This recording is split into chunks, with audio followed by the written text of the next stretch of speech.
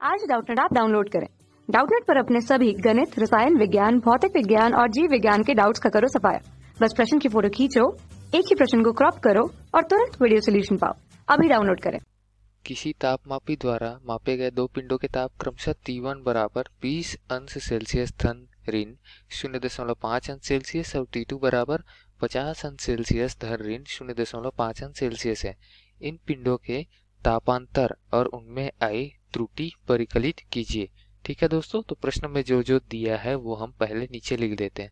हमको पहले ताप का मान यानी T1 पहले पिंड के लिए ताप का मान दिया है 20 अंश सेल्सियस और त्रुटि कितनी है इस पे ±5 अंश सेल्सियस। ठीक है, अब दूसरे पिंड के लिए ताप क्या है T2 बराबर 50 अंश सेल्सियस धन ऋण 0.5 अंश सेल्सियस। ठीक है, हमको तापांतर और आई त्रुटि परिकलित करनी है।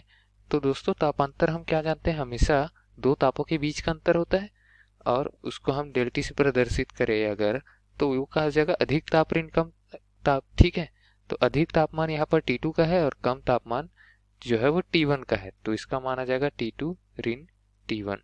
ठीक है दोस्तों, अब T2 और T1 का मान रखते हैं। तो T2 का मान क्या है 50 अंश सेल्सियस धन ऋण 0.5 अंश सेल्सियस। उसके बाद क्या है, उसके बाद है ऋण का चिन्ह और T1 का मान 20 अंश सेल्सियस धन ऋण 0.5 अंश सेल्सियस। ठीक है, अब डेल टी का मान हम निकालेंगे तो डेल टी का मान कितना आएगा 50 ऋण 20 यानी कि 30 अंश सेल्सियस धन ऋण 0.5 और 0.5 में अगर इस 0.5 के आगे धन ऋण का ऋण से गुना करूँ तो ऋण धन हो जाएगा। अब ऋण धन हो चाहे धन ऋण हो, दोनों में धन और ऋण दोनों आ रहे हैं। ठीक है, अगर हम ऋण ऋण लेके भी गुना करें तो ऋण के साथ क्या आ जाएगा, एक आ जाएगा। ठीक है, 1.0 क्योंकि ये 0.5 और 0.5 का योग कहना चाहिए। अगर दोनों का धन धन लेके भी करें तो भी एक आ जाएगा। अधिकतम मान होगा इन दोनों के योग का 1 और न्यूनतम मान होगा 0। ठीक है, या फिर ऋण 1। ठीक, अगर हम परिमाण को अधिकतम ले और न्यूनतम ले तो 1 और 0 होगा, लेकिन अगर हम उसको इस बीजगणितीय में ले तो धन 1 अधिकतम तथा ऋण 1 न्यूनतम मान होगा। ठीक है, तो ये धन ऋण 1 उसका परास रहेगा। ठीक है, डेल टी के त्रुटि के लिए। अब इसको अच्छे से अगर समझना है दोस्तों तो उसके लिए ये तो हमारा उत्तर हो गया। इसको हम एक सारणी से समझ सकते हैं। ठीक है, हम एक ग्राफ का निर्माण करते हैं या फिर चलिए हम सीधे से एक रेखा का ही निर्माण कर देते हैं सरल रेखा का समझने के लिए। अब दोस्तों इस सरल रेखा पर ये क्या हो जाएगा बिंदु 0। ठीक, अब हमने माना है कि यहाँ कहीं पर बिंदु आ रहा है 20। अब इस 20 से धन ऋण 0.5 यानी कि ये 21 हो गया, हम मान लेते हैं, और ये हो गया 19। तो ये हो जाएगा 0 मतलब 19.5 और ये हो जाएगा 20.5 यानी कि इस 20 के लिए अगर हम मान अब ये 19 और 21 को हटा दूं तो ये 19.5 और ये 20.5 तो ये क्या हो जाएगा, यहाँ से ऋण 0.5 जाएंगे। ठीक है, ये क्या है ऋण 0.5 तो हमारा मान यहाँ तक पहुंचेगा। ठीक है, और अगर यहाँ जाएंगे यानी कि धन 0.5 तो इसका मान जाएगा यहाँ तक।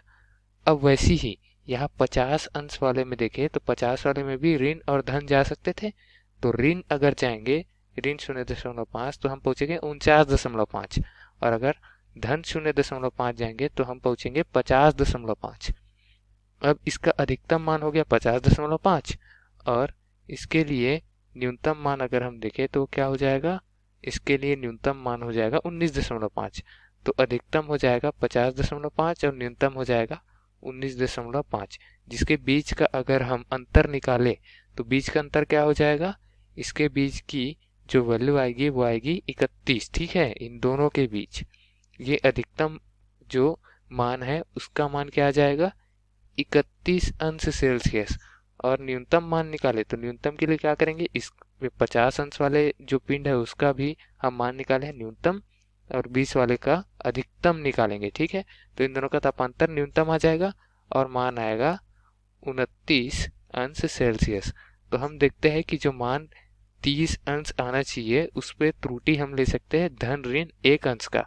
तो धन 1 अंश में 31 आएगा और ऋण 1 अंश में 29 आएगा। तो हम इसको कुछ इस तरीके से भी समझ सकते हैं दोस्तों। ठीक है, धन्यवाद। कक्षा 6वीं से 12वीं से लेकर नीट, IIT, JEE वो एडवांस के लेवल तक 1 करोड़ से ज्यादा छात्रों का भरोसा। आज ही डाउनलोड करें डाउटनेट ऐप या व्हाट्सएप करें अपने सारे डाउट्स 8400 400 400 पर।